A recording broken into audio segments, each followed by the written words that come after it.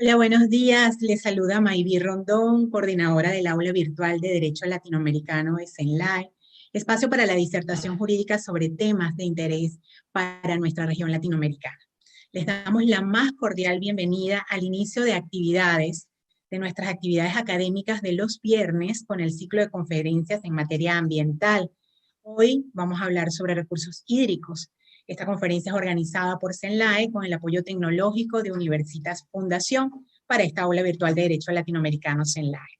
Estamos transmitiendo en vivo a través del canal de YouTube de Universitas Fundación y utilizando la aplicación Zoom Meeting como aula virtual.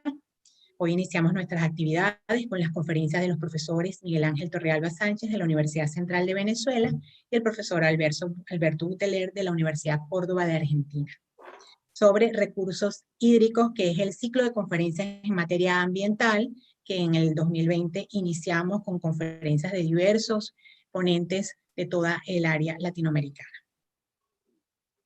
Esta mañana iniciaremos con el profesor Miguel Ángel Torrealba Sánchez con la conferencia titulada Aproximación al régimen jurídico de los recursos hídricos en Venezuela.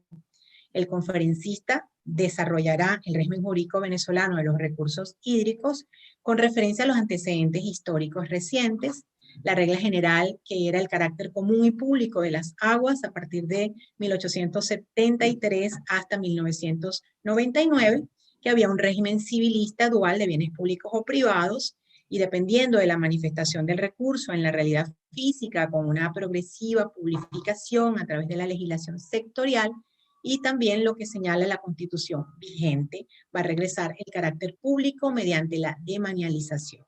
El conferencista desarrollará lo que fueron los estudios y propuestas de coplanar la excesiva centralización y asunción de competencias de la gestión por el Ejecutivo Nacional, así como va a revisar cómo se estableció una complicada organización administrativa e institucional con escasa iniciativa privada en los ámbitos nacional, estatal y municipal.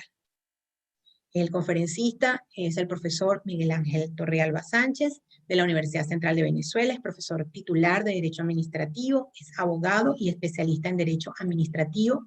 En la Universidad de La Coruna, España, realizó doctorado en Derecho Administrativo Iberoamericano y en la Universidad Tercero de Madrid, en España, un máster en Política Territorial y Urbanística.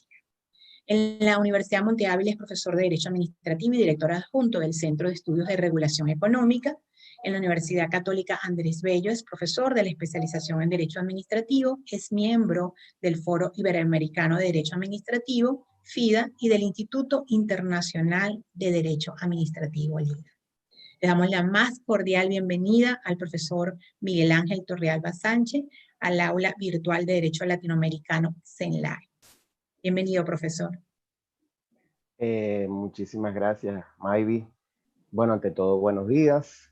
Y por supuesto, comienzo agradeciendo a la amable invitación del Centro Latinoamericano de Estudios e Investigaciones Jurídicas, CENLAE, y la Fundación Universitas por permitirme tener esta conversación en los próximos minutos con ustedes sobre un tema tan apasionante, tan importante y de tanta relevancia como es el tema de los recursos hídricos. Unas aclaraciones previas creo que resultan pertinentes. En alguna parte de esta conversación voy a hablar a veces de recursos hidráulicos o de agua o de recursos hídricos. A los efectos de esta conferencia va a ser lo mismo. Es decir, más allá de que hay una terminología actual que es la de recursos hídricos, pero ya veremos cómo justamente, como tengo que abordar un poco los antecedentes, pues prefiero no ser especialmente estricto al respecto. Esa es la primera aclaración. La segunda aclaración es que, como bien señalaba Mayvi, la profesora Rondón, se trata de un tema muy importante, muy relevante, pero que en el caso venezolano presenta unas características especiales. Primero, ya que estamos justamente dentro del ámbito latinoamericano o iberoamericano, creo que es conveniente señalar o recalcar la enorme distancia que muchas veces existen en nuestras sociedades entre el marco normativo y la realidad. Entonces, eso significa que a veces los abogados, si nos limitamos a destacar un marco normativo con sus características, eso puede dar lugar a alguna confusión o alguna perplejidad por aquellos que se aproximan al tema, pero desde una perspectiva no estrictamente jurídica. Pero es que además, en el caso venezolano, ese alejamiento, esa falta de sincronía entre la norma y la realidad se ha acentuado hasta convertirse en un verdadero abismo en los últimos 20 años. En general, en todo el marco normativo, sobre todo en el derecho público, en el derecho constitucional, en el derecho administrativo, pero también en temas sectoriales, como por ejemplo es este tema vinculado con el derecho ambiental y con el régimen de los recursos hídricos. Eso significa que lo que yo voy a hablar en los próximos minutos quizás pueda sonar mucho a declaraciones de principios, pero que no tienen reflejo en la práctica. Y aparte de ello haré referencia, pero evidentemente este es un análisis fundamentalmente jurídico porque esa es mi profesión y esa es la disciplina de la cual parto para abordar el tema planteado. Pero esto es importante, sobre todo porque además se trata de una conferencia que va a estar de libre acceso para todo el mundo y entonces considero que es conveniente recalcar esto. Y en el caso del agua veremos cómo además hay un abismo tan grande que inclusive manifestaciones del marco normativo evidencian que el propio legislador o el propio reglamentista está consciente de que no se ha cumplido nada en la normativa previa y entonces vuelve a dictarlo o o prorroga algo que ya debía haberse aplicado. Es el caso, por ejemplo, de la ley sectorial que regula el tema del agua potable y saneamiento, una ley que se dictó a principios de este siglo y que 6 o 7 años después se dicta una reforma de la ley simplemente para prorrogar los plazos que tenía la ley original en cuanto a la previsión de las normas institucionales y las normas organizativas para su aplicación. Pasaron 7 años entre una ley y su reforma, no se había cumplido, entonces el propio legislador dicta una reforma prorrogando esos plazos y hay que decir que esa reforma ya tiene más de 12 años y tampoco se ha cumplido. Es decir, lo que prevé la ley que regula la distribución del agua potable y del saneamiento, en el caso venezolano, no se ha cumplido, entre otras cosas, porque parte de una visión que no es la visión que actualmente impera dentro de la concepción del poder público nacional. Ese simplemente es un ejemplo para señalar cómo, en este caso, las insuficiencias del marco normativo que puedan tener no necesariamente determinan la realidad práctica. Bueno, comencemos entonces conversando sobre el tema de esta aproximación a los recursos hídricos, que por supuesto se trata de una revisión muy general, muy panorámica, no pretende en absoluto ser exhaustivo.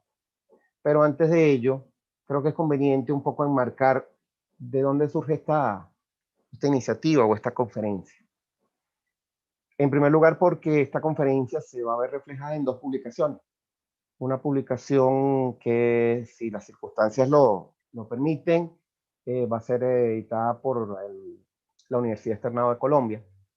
De hecho, hace poco tiempo pude ver la primera prueba de página y una segunda versión va a ser publicada en el libro homenaje al profesor José Luis Villegas. Con relación a la primera publicación, la de la Universidad Externado de Colombia, ella va a recoger los resultados de una reunión que tuvimos la oportunidad de estar en ella en la Universidad de Po, Francia, hace 3 años, y en la cual justamente se enmarca dentro de las actividades de la Red Internacional de Bienes Públicos. Red Internacional de Bienes Públicos, de la cual por Venezuela tenemos el honor de formar parte los profesores Víctor Hernández Mendible y mi persona, en representación del Centro de Estudios de Regulación Económica de la Universidad Monte Ávila, lo cual nos permite intercambiar opiniones y también promover la participación de Venezuela y la participación de la Academia Venezolana en actividades internacionales de este tipo. Y yo creo que son muy importantes y que no debemos dejar en la medida que podamos hacerlo, no debemos mantener. Yo creo que más bien con la situación de la pandemia en la cual hemos tenido este año y que nos ha impedido en algunos casos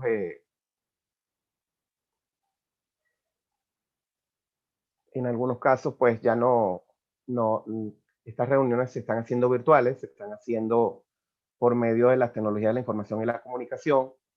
Y esto nos va a seguir permitiendo, pienso yo, a pesar de todas las dificultades que se le plantean a las universidades venezolanas, a la academia venezolana, de eso que tanto hablamos todos los días los profesores, pues nos permiten seguir vinculados con el mundo académico internacional y seguir insistiendo en que a pesar de todo, pues Venezuela está allí y algún aporte, por modesto que sea, podemos hacer desde nuestra perspectiva. La segunda versión de la ponencia, que aquí simplemente me voy a limitar a resumir, va a ser publicada con el patrocinio del Centro de Estudios de Regulación Económica en la Universidad de Monte Ávila, en el libro homenaje al profesor José Luis Villegas Moreno, coordinado por el profesor Víctor Hernández Mendible, que yo pienso que en los próximos meses verá la luz. Sin duda que se trata de un más que merecido homenaje al profesor Villegas Moreno, dada su trayectoria en pro del derecho administrativo y del derecho ambiental, desde su carrera académica que tuvo lugar en la Universidad Católica del Táchira y que por razones eh, personales que son comunes a muchos venezolanos, aun cuando el profesor Villegas Moreno no se encuentra en la actualidad en Venezuela, pero desde el punto de vista de su presencia anímica y de su atención, siempre está muy pendiente de lo que sucede en Venezuela y siempre está muy pendiente de apoyar a la Academia Venezolana. Al igual que en el caso del Centro de Estudios de Regulación Económica, como siempre nos damos las gracias por el apoyo que para su surgimiento y para su continuación nos ha dado la Universidad Monte Ávila de Caracas, Venezuela.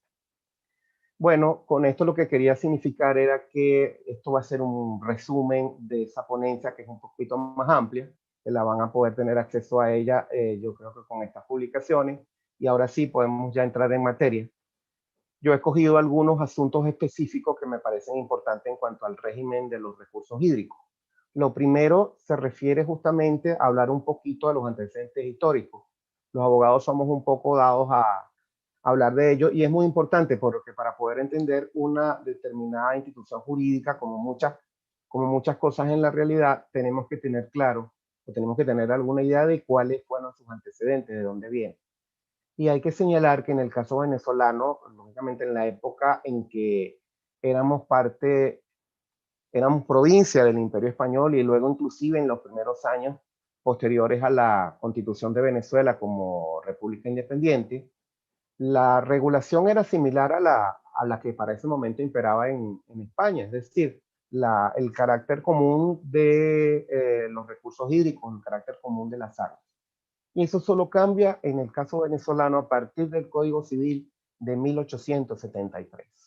Es decir, con el movimiento codificador, con los sucesivos códigos que tienen lugar a partir de la segunda mitad del siglo XIX en Venezuela. Y en ese Código Civil se establece, aparentemente, según señalan algunos autores, por algún error de traducción o por algún equívoco, lo cierto es que se acoge una distinción entre el carácter público o de bien público de algunas aguas con relación al carácter privado de otras. Es decir, se distinguía, por ejemplo, si por el caudal del curso de agua, si se trataba de un río, si se trataba de un lago, si más bien se trataba de un manantial, etcétera, por razones también de su manifestación en la realidad del recurso hídrico, por razones de riberanidad o de cercanía de los usuarios, se establecían entonces un régimen distinto, un régimen que en algunos casos permitía los usos comunes, en algunos otros casos permitía los usos privativos de las aguas, y que estaba regulado en una regulación preponderantemente de derecho privado, concebida desde el derecho privado, aun cuando también se aceptaba que había una serie de cursos de agua que eran bienes del dominio público. Bienes públicos, por lo tanto, que no estaban más sometidos a la supervisión y al control del Estado. Esta regulación fue objeto de tempranas críticas por la doctrina, por los autores que señalaban que se trataba de una ruptura con lo que venía siendo la tradición venezolana. Pero lo que es más importante, quizás la crítica más relevante, ya tiene lugar en el siglo XX, que se refiere a que esa regulación no respondía a la realidad, no respondía a la constatación científica partiendo de la unidad del ciclo hidrológico. Es decir, la forma de manifestación del agua según cada fase del ciclo hidrológico no debía determinar una ruptura o unos regímenes diversos en el aprovechamiento y el uso según se tratara de un determinado curso de agua con unas características, porque ese curso de agua con esa determinada característica es solo parte, es solo una coyuntura dentro del proceso más integral de unidad del ciclo hidrológico que pues es bien estudiado en las ciencias naturales. Y lo cierto es que ya a principios del siglo XX, sobre todo a partir de los años 20 del siglo pasado, en Venezuela se comienzan a dictar una serie de leyes sectoriales que regulan también sectorialmente algunos aspectos del tema del agua y que le van agregando elementos de derecho público, elementos publicistas, es decir, mayor potestad de control y supervisión del Estado, para hablarlo en términos sencillos, con relación a las aguas. Por ejemplo, las leyes que regulaban la materia sanitaria, las leyes que regulaban la materia de agricultura, las leyes de suelos y aguas, que fueron cambiando su nombre de leyes forestales, de leyes de bosques, leyes forestales de suelos y aguas, leyes de suelo, fueron introduciendo cambios en la regulación del Código Civil y estableciendo, por ejemplo, márgenes de terreno adyacentes a los cursos de agua que se entendían que eran bienes del dominio público, bien fuera por razones de protección de los bosques, lo que hoy llamaríamos protección ambiental, bien por razones agrícolas, bien por razones sanitarias, es decir, dada la enorme importancia de los recursos hídricos para el interés general y, por supuesto, para una serie de actividades indispensables en la vida diaria. Pero lo cierto es que, sin embargo, el Código Civil no fue derogado y se mantenía esa clasificación. Esa clasificación se mantuvo durante todo el siglo XX. No obstante, a partir del periodo democrático de los años 60, el Estado venezolano, dentro de sus políticas de desarrollo, le da especial importancia al tema del aprovechamiento de lo que entonces se conocía como el aprovechamiento de los recursos hidráulicos. Eso concebido dentro de la Estrategia de Desarrollo Nacional. Y en los años 60 se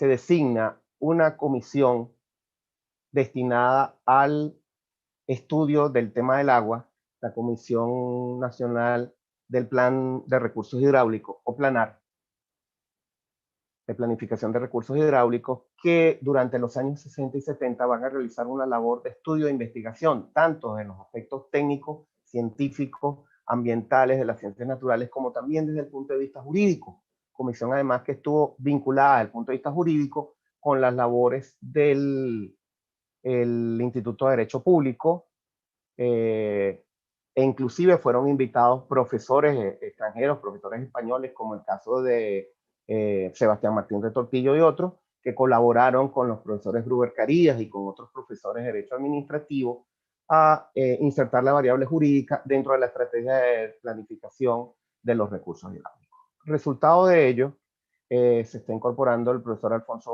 Gutelera, entre otros. Bienvenido, Alfonso, gusto en verte. Resultado de ello fue entonces la propuesta que se hace en los años 70 de declarar del dominio público a todas las aguas en atención al principio de unidad del ciclo hidrológico y la formulación de un Plan Nacional de Recursos Hidráulicos. Y consecuencia a su vez de toda esta actividad tan importante de Coplanar fue que con la Ley Orgánica de la Administración Central del año 76 se crea de una manera pionera en la región latinoamericana el Ministerio del Ambiente y los Recursos Naturales Renovables. Y tanta importancia le daba en esa época el Estado venezolano al tema de la gestión de los recursos hidráulicos o hídricos, que el primer ministro venía de ser justamente el presidente de la Comisión Nacional de Planificación de los Recursos Hidráulicos. No obstante, a pesar de este primer empuje, lo cierto es que no se logra la aprobación de una ley de aguas, ni se logra la declaración como regla general del dominio público de todas las aguas, sino que se sigue manteniendo el régimen parcialmente de derecho privado, en parte, que venía de los códigos civiles del siglo XIX. Y por otro lado, lo cierto es que la atención en la planificación de los recursos hidráulicos, como se llamaba en aquella época en Venezuela, comienza a perder importancia en los años 80 y en los años 90 por dos razones, o por varias razones, entre ellas yo me limito a señalar dos. La primera es que se le comienza a dar más prioridad a la planificación ambiental y a la planificación territorial como política de Estado, con lo cual la planificación de los recursos hidráulicos encuadra como una de las variantes, una de las modalidades de esa planificación más globalizada. Pero quizá más importante que esta razón teórica o conceptual es el hecho de que a partir de los años 80, como bien sabemos todos, comienza la crisis económica del Estado venezolano. Es decir, comienza a padecer el modelo rentista que se sustentaba en los precios del petróleo, en una economía monoproductora y en una sociedad que vivía del Estado en lugar de como debería ser, un Estado que viva de la sociedad. Y entonces, por supuesto que el Estado comienza a priorizar cuáles van a ser las áreas de atención más importantes. Y dentro de esas áreas de atención, lo cierto es que el tema ambiental no es de los más relevantes en cuanto a la gestión de las políticas públicas y en cuanto sobre todo al tema presupuestario. Y entonces comienza tanto el tema ambiental como el tema de los recursos hídricos a perder importancia desde el punto de vista práctico en Venezuela. No obstante que podemos señalar que en los fines de los años 90 tiene lugar una vuelta de atención a los recursos hidráulicos, al menos desde el punto de vista normativo, en el seno del Ministerio del Ambiente y de los Recursos Naturales Renovables. Y así, pues, se dictan una serie de decretos, una serie de normativas reglamentarias, decretos presidenciales en Consejo de Ministros, que en cierta manera recogen los planteamientos de lo que había sido el Plan Nacional de Recursos Hidráulicos y la propuesta de ley de aguas de los años 70, y los recoge, pero los recoge en una normativa reglamentaria, lo cual por supuesto viene a traer la limitación de que hay una serie de asuntos de reserva legal que mal pueden ser abordados en normas reglamentarias y por lo tanto sigue subsistiendo entonces las normas del código de la codificación civil, las normas de las leyes sectoriales del siglo XX, conjuntamente con una serie de normas reglamentarias que pretenden darle un poco de coherencia y actualizar este abigarrado conjunto normativo. Y así llegamos a la Constitución de 1999, que como bien sabemos, contiene una disposición que declara el dominio público todas las aguas. Con lo cual parecía entonces que se trataba de un gran adelanto, y lo es desde el punto de vista normativo. Pero como todos sabemos, un adelanto normativo, y sobre todo en nuestras sociedades, lamentablemente no siempre se refleja un adelanto en la gestión de las políticas públicas y un adelanto en el desarrollo nacional. Y así, por ejemplo, aunque tenemos una ley de agua, aunque tenemos una constitución que acoge la propuesta de Coplanar, probablemente, y aquí quizás me estoy aventurando, el profesor Gruber Carías en su intervención en la etapa como constituyente debe haber tenido lugar en esto, de haber sido protagonista en esto, pero lo cierto es que luego de la entrada en vigencia de las normas constitucionales, hubo que esperar 7 años o casi 8 años para que se dictara una ley de aguas que desarrollara esas normas constitucionales y modificara por fin las disposiciones previas y estableciera un marco legal acorde con las normas constitucionales y sobre todo con la visión actual de la gestión de los recursos hídricos. Y ciertamente la ley de aguas tiene cosas muy buenas, recoge los planteamientos de la época de Coplanar y los actualiza. Por ejemplo, parte del tema de la unidad del ciclo hidrológico como variable para la gestión de los recursos hídricos, parte de la cuenca hidrográfica como unidad de gestión fundamental, pero además también actualiza otros postulados, porque así como establece o reitera la necesidad de una autoridad central en materia de agua, también busca la colaboración y la coordinación entre las diversas entidades político-territoriales y entre los diversos entes públicos con la sociedad para una adecuada gestión de los recursos hídricos. Si a eso le sumamos que en la época también se dicta previamente la ley que regula el tema de la prestación del servicio de agua potable y saneamiento, parecía que teníamos un marco normativo más adecuado. Pero no resultó así. No resultó así más allá de temas de voluntad política, porque lo cierto es que la ley de agua es una ley muy importante, pero es una ley extremadamente general, es una ley marco que constitutiva de muchos principios, de muchas declaraciones, de muchas definiciones, pero que requería necesariamente de desarrollo reglamentario para poder establecer ese entramado institucional y ese entramado normativo necesario para su aplicación y sobre todo necesario para cambiar la concepción que se venía teniendo tanto el Estado como la sociedad como el agua como un recurso inagotable en el caso venezolano, sin los controles del caso. Y hubo que esperar más de 10 años para que se dictara el primer reglamento parcial de la ley de agua, que se dictó hace poco tiempo. Resultado de todo esto es que aunque tenemos un marco normativo general, por un lado tenemos un desarrollo reglamentario escaso cuando es muy necesario porque se trata de una materia, como todas las vinculadas con el tema ambiental, que requieren de mucho desarrollo normativo técnico para establecer los parámetros del caso para la gestión, el aprovechamiento y la conservación del recurso. Por el otro lado, tenemos que en cuanto a la organización institucional, también hace relativamente poco tiempo se separa del Ministerio del Ambiente una unidad y se le da, al menos desde el punto de vista teórico, el rango de ministerio a el tema del acceso al agua. O sea, tenemos un ministerio para el acceso al agua. Paradójicamente, probablemente en la época venezolana, en los últimos 100 años o más, en los cuales hay mayores deficiencias en el cumplimiento del deber que tiene el Estado de proporcionar a los particulares agua en cantidad y calidad suficiente. Es decir, se vulnera todos los días el derecho de acceso al agua de la población venezolana, a pesar de que tenemos una organización administrativa específica para ello. Pero por supuesto, téngase en cuenta que se trata de una visión muy estatista, centralista y contrario a los postulados de participación, de coordinación y de intervención concurrente de los diversos niveles políticos territoriales en un tema que por su propia naturaleza es un tema transversal y un tema que requiere de la intervención, de la coordinación, de la cooperación de todos los sectores públicos involucrados, pero además de eso, por supuesto, de la sociedad. Eso es lo que prevé, eso es lo que llama a realizar tanto la ley de aguas como la ley que regula el tema del agua, de la prestación del servicio público de agua potable y saneamiento, y lamentablemente nos encontramos con disposiciones que son totalmente inaplicadas, que están totalmente alejadas de la realidad y que van a requerir de una voluntad política por un lado y por el otro lado del correspondiente desarrollo reglamentario y el compromiso tanto de las autoridades públicas, pero también el compromiso de incorporar a los sectores, al sector privado, como sucede en el resto del mundo, para acometer los retos que plantea el desarrollo sostenible y dentro de este desarrollo sostenible, por supuesto, la armonización de las necesidades de uso y gestión de los recursos naturales con los imperativos ecológicos propios del desarrollo sostenible.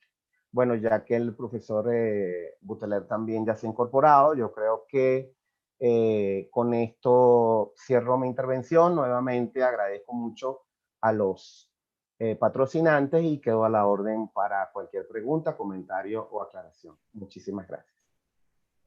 Muchísimas gracias, profesor, y este espacio pues abierto para usted, a la orden para disertar sobre el derecho latinoamericano. La idea de CENLA es difundir, esa es su principal misión, difundir el derecho en Latinoamérica y con ellos los grandes juristas que tenemos en la región. Así que a la orden por acá. Bienvenido el profesor Alfonso Buteler. Vamos a iniciar con su conferencia. Antes voy a comentarles la dinámica para los participantes que se están incorporando. Y es que el derecho de palabra es para el siguiente profesor invitado, Alfonso Buteler. Las normas para el público participante en la dinámica es que agradecemos que sus micrófonos estén cerrados o apagados durante toda la videoconferencia y por favor eviten activar la opción compartir pantalla en Zoom. Si tienen alguna pregunta o comentario, deben hacerlas por escrito a través del chat para quienes se encuentran en la sala virtual de Zoom y para quienes nos observan a través de la sección comentarios, los que están en el canal YouTube. Agradecemos que las intervenciones se refieran al tema que se está tratando y a los fines de dar paso al mayor número de participantes o de preguntas y comentarios, por favor realizar una pregunta o comentario por participante. No olviden escribirnos su nombre y el país donde se encuentra. Descrita la dinámica, le damos la más cordial bienvenida al profesor Alfonso Buteler de la Universidad de Córdoba, Argentina, al aula virtual de Derecho Latinoamericano CENLAE. Su conferencia es titulada Pautas para la regulación de los recursos hídricos y tratará sobre los diversos ámbitos vinculados al recurso hídrico, como lo son ambiente, dominio, servicio, calidad. El profesor Alfonso Buteler es abogado de la Universidad Nacional de Córdoba, es miembro del cuadro honor a los mejores promedios. Magíster en Derecho Administrativo de la Universidad Central, tesina calificada como sobresaliente. Es doctor en Derecho y Ciencias Sociales de la Facultad de Derecho de la Universidad Nacional de Córdoba, docente de Derecho Administrativo de la Facultad de Derecho y Ciencias Sociales de la Universidad Nacional de Córdoba. Es profesor invitado en calidad de ponente y disertante en numerosos congresos de la especialidad en el país y en el exterior. Director de la Sala de Derecho Administrativo del Colegio de Abogados de Córdoba, secretario de Investigaciones de la Asociación Argentina de Derecho Administrativo, autor de 5 libros y de numerosas publicaciones en revistas especializadas y en obras colectivas.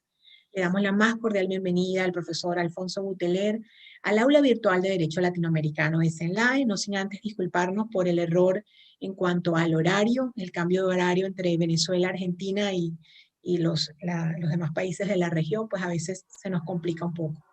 Muchísimas gracias por estar acá y bienvenido. Bueno, muchas gracias, Mayvi, por la presentación.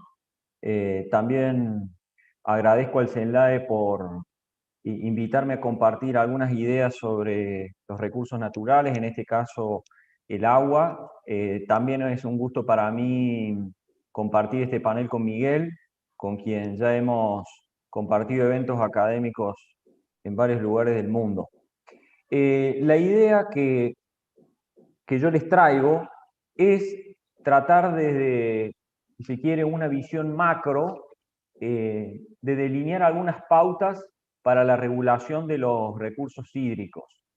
En esto lo que quiero ofrecer, si se quiere, es una nueva mirada a partir de lo que ha venido ocurriendo en los últimos años con relación al agua.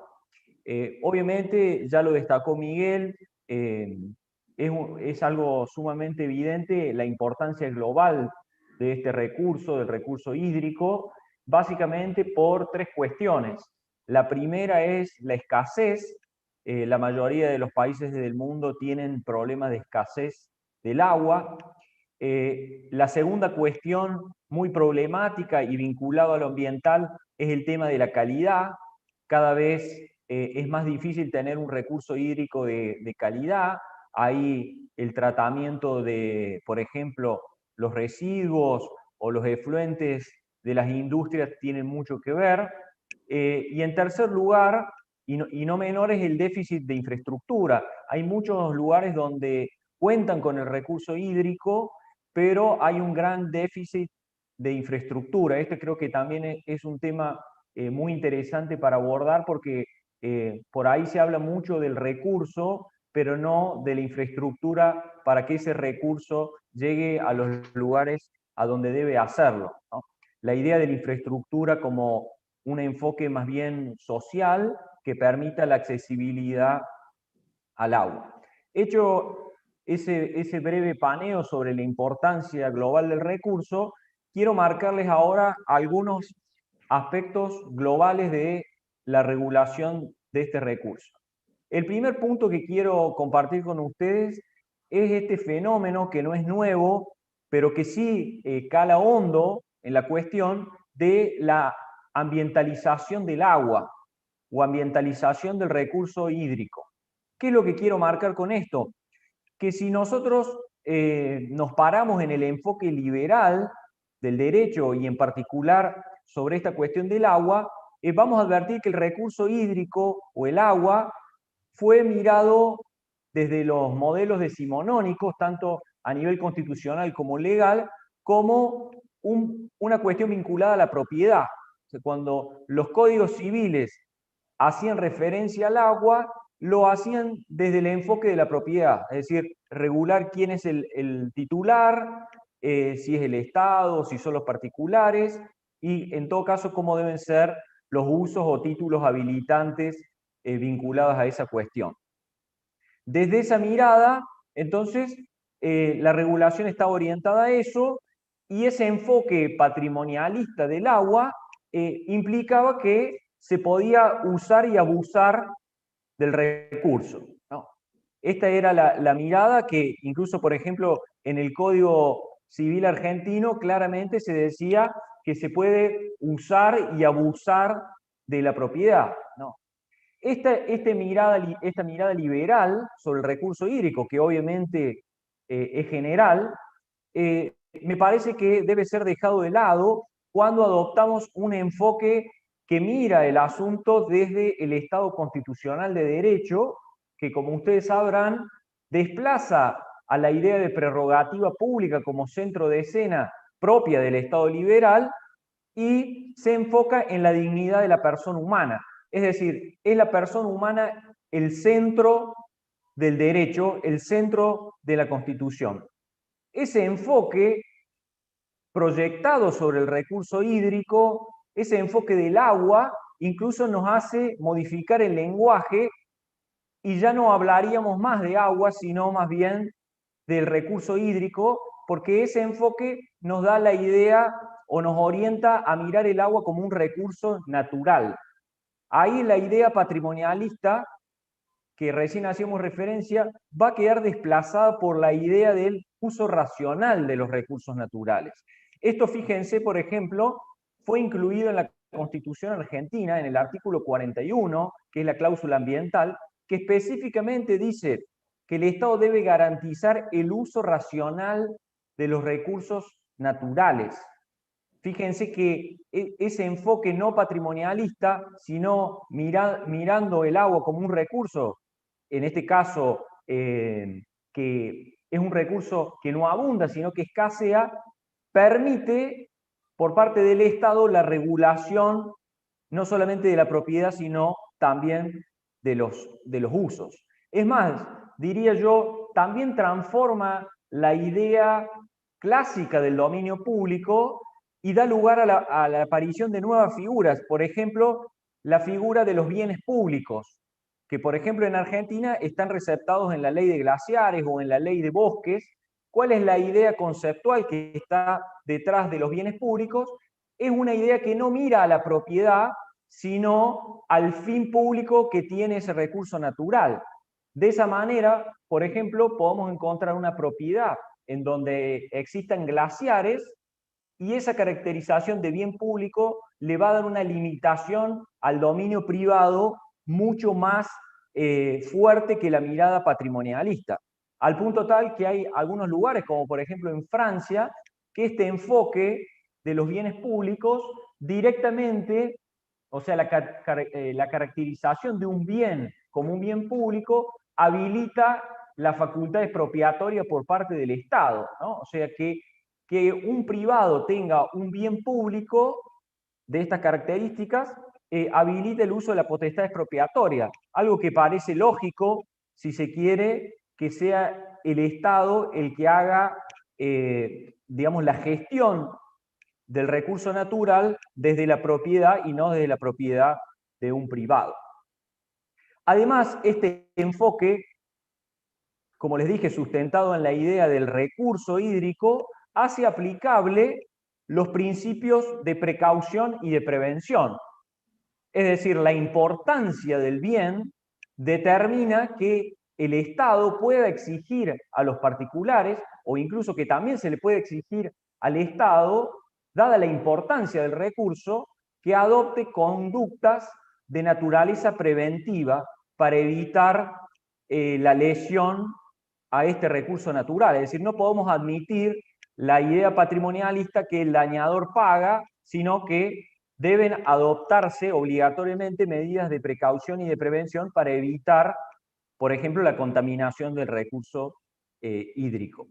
También este enfoque de los recursos naturales plantea un problema que luego lo vamos a ahondar, vinculado a la federalización del tratamiento del recurso hídrico. Evidentemente que la ambientalización del agua, del recurso hídrico, genera una mirada más global en aquellos territorios que tienen una estructura federal, ¿no? Porque la regulación la va a hacer directamente el Estado federal a través de un sistema de presupuestos mínimos, como ocurre, por ejemplo, en Argentina, y no va a ser una mirada claramente local, como ocurre en las cuestiones vinculadas al agua desde esa mirada patrimonial. Entonces, el primer punto que debe tenerse en cuenta para la regulación es esta cuestión de la ambientalización del agua que nos lleva a hablar de recursos hídricos. La segunda cuestión que quería remarcarles es el tema del acceso al agua como un derecho fundamental, ¿no? También la caracterización o la impronta de los derechos fundamentales a partir de esta idea del Estado constitucional de derecho nos modifica también esta cuestión, al punto tal que las convenciones internacionales de derechos humanos que en Argentina tienen jerarquía constitucional van a ser un reflejo claro de esta cuestión. Por ejemplo, la Convención sobre la Eliminación de la Discriminación en contra de la Mujer, en el artículo 14, habla del derecho al agua. La Convención de las Personas con Discapacidad en el artículo 28, la Convención del Niño en el artículo 24, claramente le dan una jerarquía suprema en los diferentes estados, de acuerdo a la jerarquía que tengan los tratados de derechos humanos, pero le dan una fuerza que impregna todo el derecho vinculado al acceso al agua. Incluso esto ha ameritado por parte de la Asamblea General de Naciones Unidas el dictado de la Resolución 64 del año 2010, donde claramente no solamente refiere al derecho al agua, sino que el acceso al agua es considerado un derecho fundamental claramente vinculado a la salubridad. Esto se repite por una decisión del Consejo de Derechos Humanos de ONU, también del 2014, la otra del 2010, esta es del 2 de octubre del 2014, que vuelve a tratar el acceso al agua como un derecho fundamental. En el caso de Argentina, el derecho al agua o el derecho de acceso al agua está consagrado normativamente en el decreto 303 del 2006 y en la ley 26.221 que regula esta cuestión. También ameritó una sentencia muy importante de la Corte Suprema Argentina en el año 2006 que se caratula Kersich, donde la Corte deja claramente establecido que el derecho al agua constituye un derecho fundamental. La caracterización de derecho fundamental, no voy a ahondar en esto, obviamente que impone al Estado la conducta positiva de asegurar el acceso, ¿no? Más allá si en los territorios esto se está cumpliendo, pero hace que ese derecho incluso pueda ser exigido judicialmente. El tercer punto que les quería remarcar es el tema del agua como bien público y como bien público de carácter colectivo. Básicamente, esto implica que el bien del agua o del recurso hídrico debe ser considerado de naturaleza colectiva. Esto va a tener mucha importancia sobre lo que vamos a ver después y que yo algo les anticipe sobre la regulación del dominio respecto del agua, ¿no? Pero en términos teóricos podemos decir que el agua es un bien colectivo en la medida en que nadie puede apropiárselo, sino que le pertenece a todos.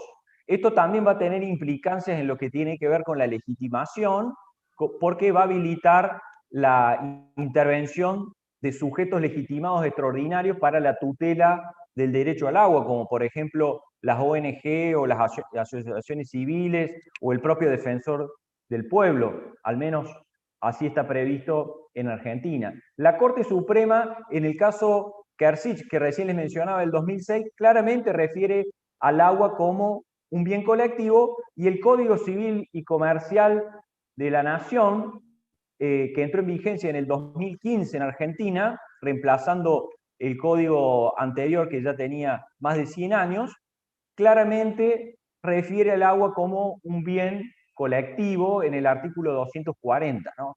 Remarcando esto que les estaba mencionando recién. Y también, como les había anticipado, el agua debe ser considerada un bien público.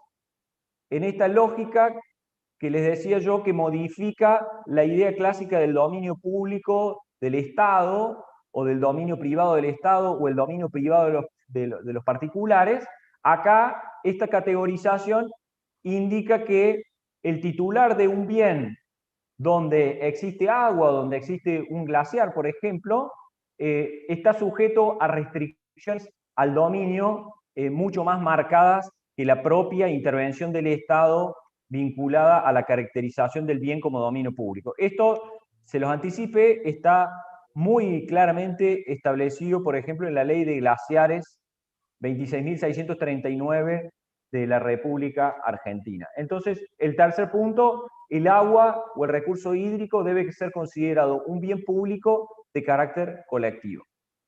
En cuarto lugar, ya para ir finalizando, tenemos que reflexionar, como les dije, sobre la cuestión del dominio público o el régimen de manial del recurso hídrico.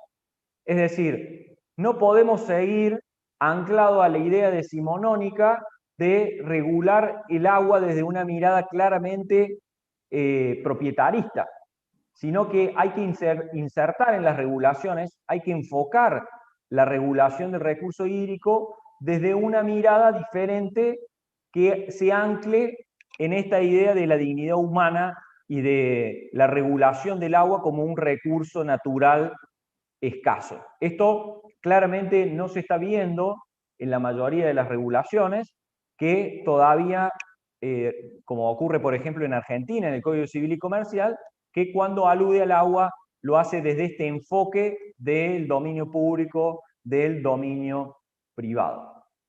Finalmente, a modo ilustrativo, quería comentarles cómo es la cuestión de la competencia regulatoria en la República Argentina.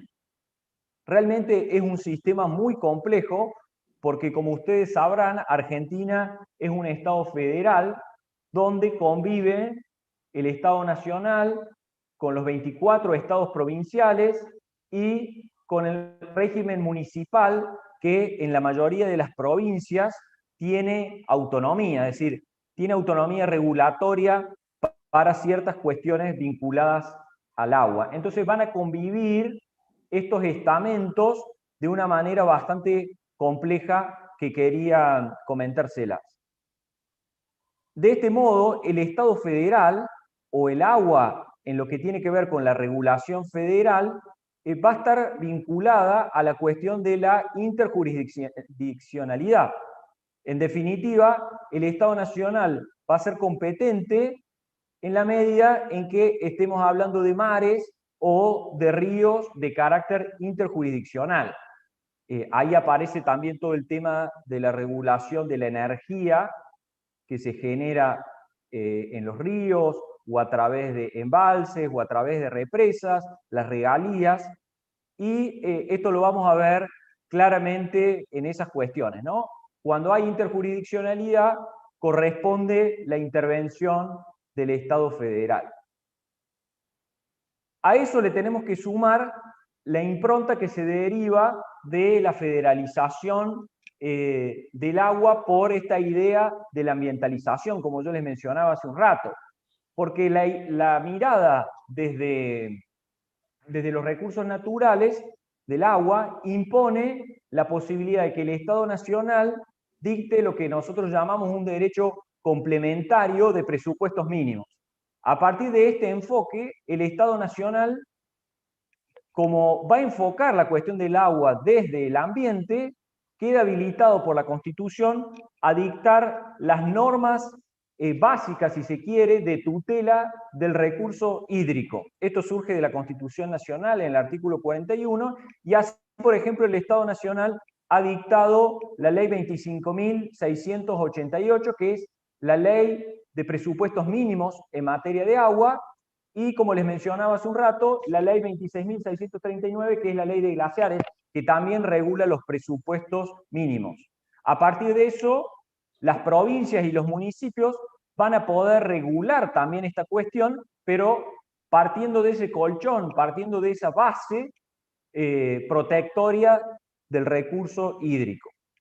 En tercer orden, tenemos el derecho común, porque el Código Civil y Comercial, que es el que va a regular el agua como dominio público, las restricciones al dominio, la responsabilidad por daños, o el Código Penal, que va a regular todos los delitos vinculados a la contaminación del agua, por ejemplo, o vinculadas a residuos peligrosos, también va a ser dispuesta por el Congreso Nacional. O sea que este es el tercer orden en donde el Estado Nacional puede o debe regular la cuestión de los recursos hídricos. Y después pasamos al agua mirada desde el enfoque provincial, porque la Constitución argentina establece en el artículo 124 que el agua, mejor dicho, no solamente el agua, todos los recursos naturales son de propiedad de las provincias. Entonces, el titular del agua, salvo que estemos hablando de aguas interjurisdiccionales, va a ser las diferentes provincias. En el caso de Argentina son 24 provincias, que entonces van a regular, respetando lo que yo antes les mencioné, la cuestión del agua en diferentes órdenes. Básicamente a través del dictado de códigos o leyes de agua. Cada provincia tiene su código o leyes de agua que van a regular los usos a través de permisos, concesiones, el otorgamiento de títulos habilitantes, y también a nivel provincial se va a regular lo que tiene que ver con los efluentes, ¿no? Tanto líquidos como cloacales vinculados a la industria o al sector productivo, porque lógicamente el efluente es la salida del recurso hídrico que a través de la penetración por napas o a través de un sistema de lagunas, por ejemplo, de impermeabilización, va a tener impacto sobre el recurso hídrico. Entonces son las provincias las que van a regular esta cuestión de los efluentes. Y por último, desde la perspectiva municipal, los municipios pueden regular lo que tiene que ver con el alcantarillado, como lo denominan los españoles, o las cloacas, y también en los grandes municipios de la Argentina se va a regular la cuestión de la explotación del servicio público del agua, mientras que en el interior de las provincias esto va a ser regulado a través de, por ejemplo, cooperativas o institutos o agrupaciones intercomunales o intermunicipales. En definitiva, y para ir concluyendo, esta mirada del enfoque de la persona humana a partir de la idea de un Estado constitucional de derecho que abandona o aparece como un modelo superador del Estado liberal y que tiende, como dijimos, a la protección de la dignidad humana, de todas aquellas cuestiones que hagan a que una persona pueda ser considerada persona, lógicamente el agua tiene mucho que ver en eso. Esa impronta determina entonces la ambientalización del agua, que nos lleva a hablar del agua como un recurso natural, a referir al agua como un derecho fundamental de las personas y de los ciudadanos, a tratar al agua como un bien público de carácter colectivo, abandonando la idea patrimonialista o individualista, y nos tiene que llevar a una modificación o a una revisión del régimen dominial del agua que todavía, como les dije, sigue en clave decimonónica. Bueno, esas son las ideas que quería compartir con ustedes. Les agradezco el tiempo, la paciencia y quedo a disposición para las preguntas. Muchísimas gracias, profesor. Sí, vamos a iniciar el debate de ideas y preguntas de los participantes para los profesores, y antes queríamos saludar a los profesores que tenemos en el aula virtual, en la sala de Zoom, a la profesora Belén Ramírez, al profesor Antonio Silva Aranguren, al profesor Rancis Gazawi. Saludos desde el aula virtual para ustedes y gracias por estar en esta aula siempre. Iniciamos la sección de preguntas. Desde YouTube nos pregunta Yoselvi Rodríguez Mata, ¿qué objetivos de desarrollo del milenio se están desarrollando con el agua y saneamiento? ¿Cuál de los dos? Pueden responder cualquiera de los dos profesores o el que considere que se relaciona con su tema o quiere adicionar algo el siguiente profesor invitado. Bueno, yo lo haría como introducción, quizá que el profesor Alfonso luego lo desarrolle un poco. En el caso venezolano, como inicié señalando, dado que estamos sumidos en una emergencia humanitaria compleja, sí identificada por los organismos internacionales, pues evidentemente estamos en una situación muy precaria. Sí puedo señalar, como reseñé en mi ponencia, ya desde hace 20 años existen instrumentos normativos, instrumentos legales, destinados al tema del desarrollo de la prestación de servicios de agua potable y saneamiento, que vinculan muchas de las cosas que el profesor Buteler señaló en cuanto a la coordinación entre las diversas entidades político-territoriales en caso de un Estado complejo federal y la participación de la persona. Lo que sucede en el caso venezolano, esa ley no se ha cumplido al punto que 8 años después o 7 años después se dictó una reforma de la ley simplemente para prorrogar los lapsos para la instrumentación de su organización institucional, y tampoco se cumplieron ni en el lapso original ni en la prórroga. Entonces estamos en presencia de, evidentemente, una situación en la cual hay una disparidad entre las normas como tales y en la realidad práctica, al punto que una de las características actuales de la proyección del Estado venezolano en los organismos internacionales es la falta de aporte de información oportuna y adecuada, que muchas veces tiene que ser suplida parcialmente por la información que aporten entes del sector privado en la medida en que pueden tener acceso a esa información. Profesor Buteler, si quiere agregar algo. Sí, yo creo que el punto central ahí abordar es el tema de las infraestructuras para el acceso al agua, ¿no? Y también reconocer la situación de cada país. Por ejemplo, en Argentina tenemos casi el 50% de la población en estado de pobreza y un gran porcentaje sin acceso al agua, ¿no? También tenemos una gran contaminación de los recursos hídricos en las grandes ciudades, en Buenos Aires, en Córdoba. Entonces me parece que ahí veía otra pregunta sobre qué función cumplen los organismos multilaterales, supongo yo vinculado al crédito. Bueno, hay muchas políticas de Banco Mundial, de Fondo Monetario Internacional, que procuran justamente llevar fondos a los territorios para lograr las infraestructuras, que creo que es algo que todavía, al menos en Latinoamérica, está en un estado muy precario y diría yo, ni siquiera está en un orden de prelación con relación a otras infraestructuras. Por eso yo insisto en esta mirada de la persona, de su dignidad y lo que implica para una persona no tener el acceso al agua. Algo tan básico como eso y el impacto que tiene en la salubridad.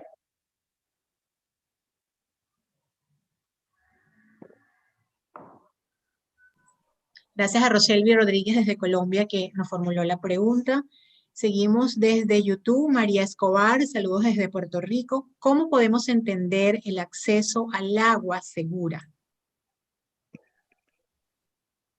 No sé si quieres comenzar tú, Alfonso.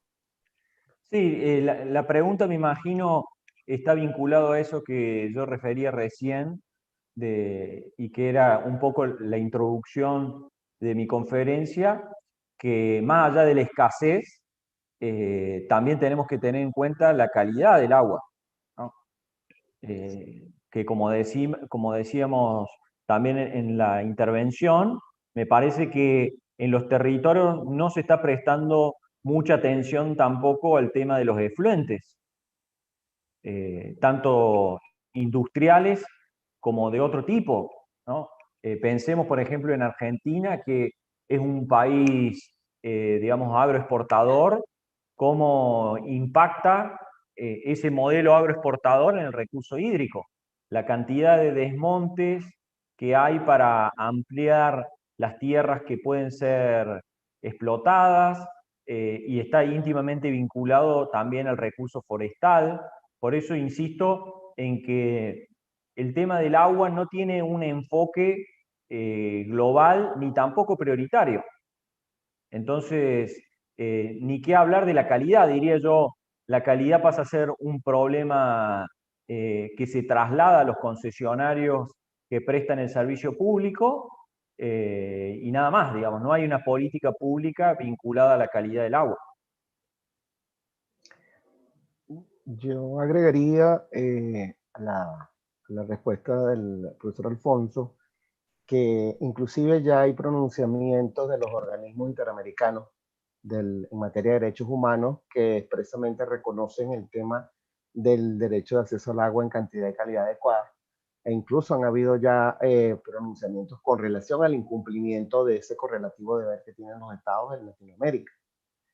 Quizás entre los muchos investigadores o muchos autores que podemos citar, para el caso venezolano le han prestado especial atención al asunto justamente dos autores que ya había mencionado, los profesores Hernández Mendible y José Luis Villegas Moreno, vienen trabajando a través de el Observatorio de Políticas Ambientales y de otros organismos, de otras redes, perdón, académicas, ese asunto.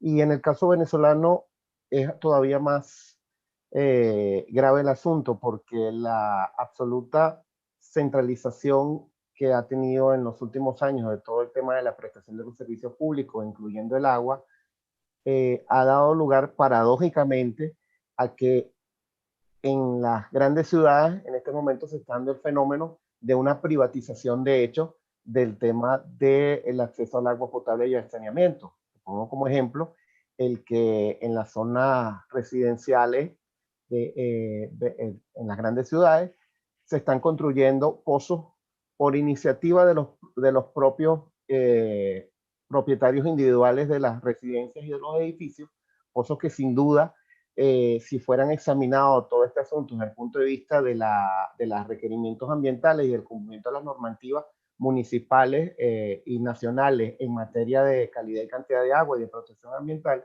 sin duda dejaría mucho que desear. Es decir, se ha producido el fenómeno totalmente paradójico de que una supuesta nacionalización y centralización excesiva de la prestación de un servicio público ha terminado su ineficacia absoluta, su ineficiencia total, ha terminado por producir para aquellos que tienen la posibilidad de hacerlo una suerte de privatización de hecho de esos servicios.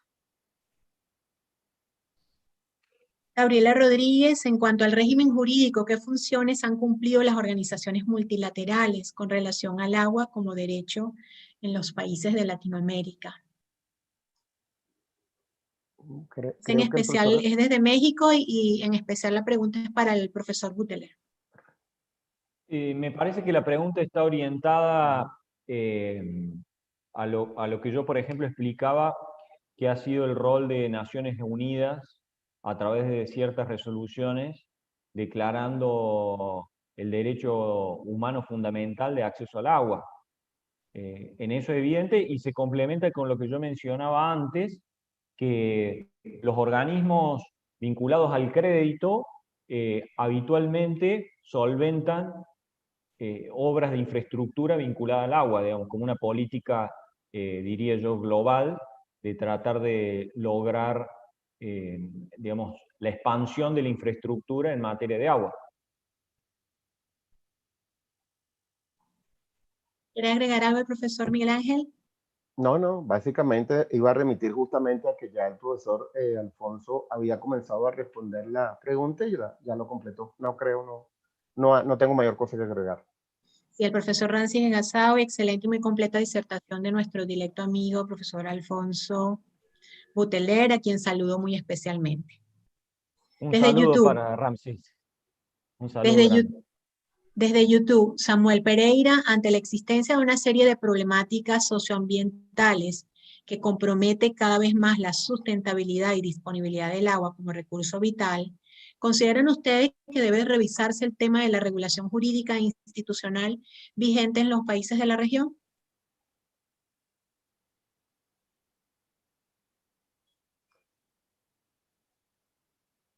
¿Quién quiere Bueno, comenzar? Profesor Miguel yo creo Ángel. que habría que ver en cada caso concreto, primero hacer que justamente es parte de la finalidad que tienen estos eventos y las redes internacionales académicas, hacer un diagnóstico de cada país, a ver cuáles son las fortalezas y debilidades, pero ciertamente, sobre todo hay que estar atento a que la legislación interna, primero se cumpla, se le dé cumplimiento, y segundo, que tenga en cuenta los parámetros del derecho internacional y de los derechos comunitarios en cada región para actualizarse y para cada día, como bien ya lo señaló el profesor Buteler, tomar en cuenta que todo el derecho administrativo y en general todo el derecho tiene que tener como fin y como norte la protección de los derechos de la persona y en definitiva la dignidad de la persona. Profesor Buteler, quisiera agregar. Sí, yo creo que sería de mucha utilidad digamos, trabajar en algún instrumento internacional vinculado al agua, digamos, en especial me refiero, ¿no?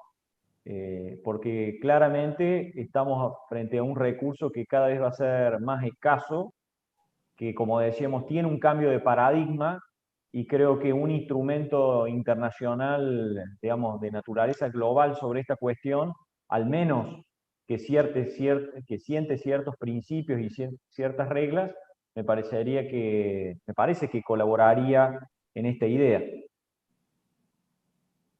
Gracias. Desde YouTube, David Gutiérrez, ¿es el agua un derecho humano? Profesor Bueno, Buteler comentó sí, sobre este tema. esto lo hemos dicho, ¿no? El agua como un acceso, digamos, el derecho al agua como un derecho fundamental.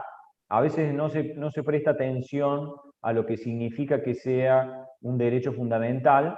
Yo siempre lo explico citando un caso de la Corte Suprema Argentina, que cuando refiere a la dignidad de la persona humana, lo explica de una manera muy sencilla. Dice que la dignidad de la persona humana está vinculado a aquellas características que hacen que una persona sea persona. Y eso trasladado al agua, me parece que es muy gráfico. Diría yo que una persona que no tenga acceso al agua no tiene satisfecho ese mínimo existencial para ser considerado persona.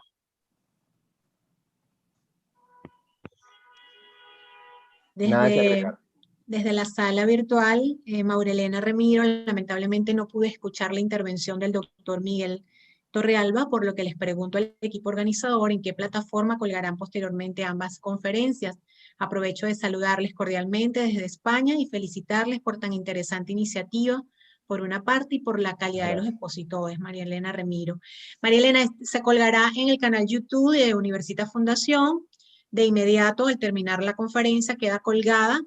Y después en el canal de Zenlae también la colgaremos. El canal de Zenlae se está estrenando recientemente desde el año pasado y estamos colgando todas las conferencias del aula virtual, tanto las realizadas los viernes como las realizadas los jueves en Diálogo Latinoamericano, que se realizan una vez al mes con grandes juristas de Latinoamérica. De manera que puedes accesar por las dos vías, por el canal de Universitas y por el canal de Zenlae a esta conferencia. Gracias por tu interés. Universitas ya estaba respondiendo acá en el canal. El profesor Rancis Gazawi, profesor Alfonso y Miguel Ángel, cambiando la visión propietarista de los bienes demaniales, dándole a las administraciones potestades de regulación, uso y protección de los mismos. ¿Cómo quedan las regulaciones constitucionales y legales que tasan como propietarios a los entes políticos territoriales, sobre todo a la luz del control judicial y ejecución de las sentencias contra la administración? Bueno, contesto yo, Miguel. Sí, si quieres complemento luego. Desde mi perspectiva y por lo que hemos ido viendo, con Miguel compartimos un ámbito académico muy importante que es la Red Internacional de Bienes Públicos, con colegas de diferentes lugares del mundo, y allí hemos visto, por ejemplo, que en Francia y también en otros territorios europeos, la idea del recurso natural en propiedad privada da lugar a la posibilidad expropiatoria. En definitiva, la existencia de un recurso natural dentro de una propiedad privada y las dificultades para la gestión y control por parte del Estado, importa la idea de un bien público que amerita la potestad expropiatoria por parte del Estado. O sea que diría yo que la tendencia hoy parece ser esa. También en Argentina se ve este fenómeno, por ejemplo, en materia de glaciares, donde el Estado busca de alguna manera quedarse con esos territorios donde están, digamos, los recursos naturales estratégicos. Esto me parece que es algo que viene para quedarse. También se ve, por ejemplo, en materia de regulación de bosques aquí en Argentina, y por ejemplo en materia ambiental, desde hace un tiempo que se habla de pasivos ambientales y de la compensación a aquel que tiene un pasivo ambiental derivado de una regulación más estricta por parte del Estado. Pongo un ejemplo. La Ley de Bosque de Argentina establece que aquel que tiene un bosque rojo, digamos, decir, que no puede sufrir ninguna modificación en su propiedad, va a ser compensado por parte del Estado por tener esa restricción dentro de su territorio. O sea que esa me parece que es la mirada que se le está dando a esta cuestión que plantea el profesor Ramsís. Yo agregaría que ciertamente más allá de la discusión académica acerca de si se mantiene o no la visión tradicional o más bien la visión del papel del Estado en tanto ostente títulos de intervención sobre determinados bienes o recursos, eso por un lado, pero lo más importante es dotar de una regulación que permita entender que hay una serie de bienes destinados al interés general, más allá de la titularidad específica, y que por lo tanto tienen que estar regidos por una normativa que permita que esa funcionalización preste realmente un servicio a ese interés general. Es decir, bien sea que se trate de una u otra concepción, que el Estado tenga las suficientes potestades para poder gestionar ese interés general en la medida en que el Estado, por supuesto, cumple sus funciones. Pero por el otro lado, vinculándolo con la parte final de la pregunta, superar los dogmas que todavía imperan en el derecho público acerca de entender que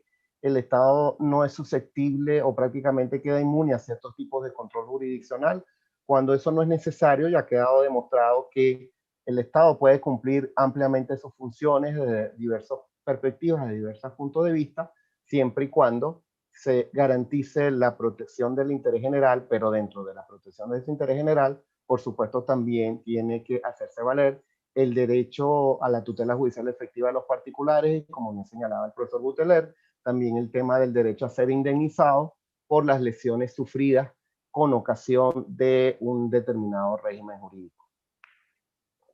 Sí, en eso quisiera agregar dos cuestiones que son interesantes. Por un lado, la idea de que hay bienes privados que prestan un servicio ambiental y que ameritan una compensación por parte del Estado. Eso me parece que es algo sobre lo que hay que indagar incluso desde el punto de vista académico o dogmático. La otra cuestión que también es interesante es que en general las restricciones al dominio de los particulares no se analizan desde la perspectiva ambiental, porque como la regulación ambiental es bastante nueva, si se quiere, no está permitida, por ejemplo, la idea de una expropiación por cuestiones ambientales, o al menos no está tratada de una manera suficiente, o una servidumbre, por ejemplo, por razones ambientales. Creo que son institutos que por ahí desde el derecho administrativo y también desde el derecho ambiental hay que explorar con mayor profundidad.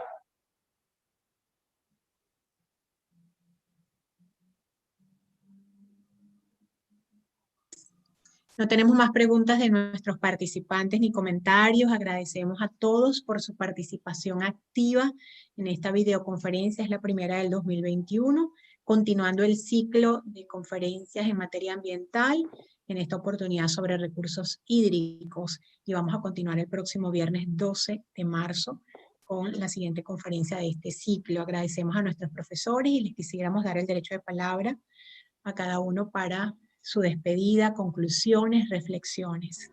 Profesor Miguel Ángel.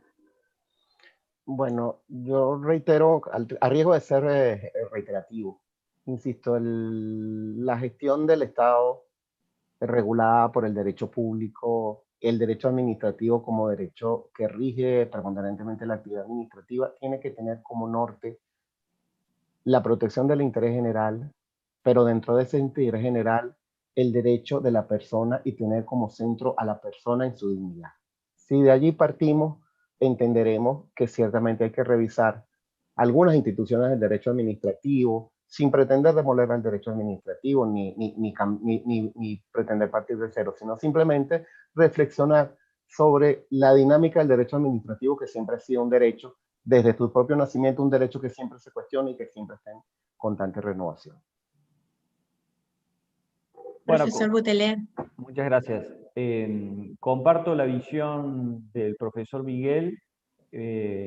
Tampoco la idea de los derechos fundamentales es una mirada destructiva del derecho administrativo, sino más bien que opera como un tamiz sobre el que hay que pasar los institutos clásicos y hacer que respondan a esta idea de el test de humanidad, ¿no? O sea, la humanización del derecho administrativo no tiene que llevar necesariamente a la destrucción de los institutos clásicos, sino que como una evolución tiene que ir superando los escalones que viene ganando en cuanto a la conquista de derechos desde el Estado liberal hasta este Estado constitucional. Para mí ha sido un gusto estar con ustedes y particularmente compartir esta actividad con Miguel Ángel. Espero encontrarte en algún congreso de manera pronta. Igualmente, Alfonso. Gracias a ustedes, profesores, por tan interesante disertación, por esta mirada amplia sobre el régimen legal de los recursos hídricos, a los participantes por estar en el aula virtual, por participar activamente, y los esperamos para nuestra próxima videoconferencia el siguiente viernes, que es 12 de marzo. Para mayor información sobre nuestra aula virtual y próximos eventos, los invitamos a que visiten nuestra página www.cenlive.online. Y en la página de Universitas también pueden revisar las actividades que realizamos los viernes. Los invitamos a que se suscriban al canal YouTube de Cenlive y en el de Universitas Fundación, activen la campanita para que estén informados cada vez que iniciemos una transmisión en vivo de nuestra videoconferencia los viernes de acceso gratuito con el apoyo tecnológico de Universitas Fundación. Recuerden nuestro horario todos los viernes, 10 de la mañana México, Perú, Colombia y Ecuador. También la costa este de Estados Unidos, Miami, Atlanta, Naples. 11 de la mañana Venezuela, República Dominicana. 12 del mediodía de Chile, Argentina, Brasil y Uruguay. Y 3 Canarias, Portugal. 4 de la tarde Alemania, España, Francia e Italia.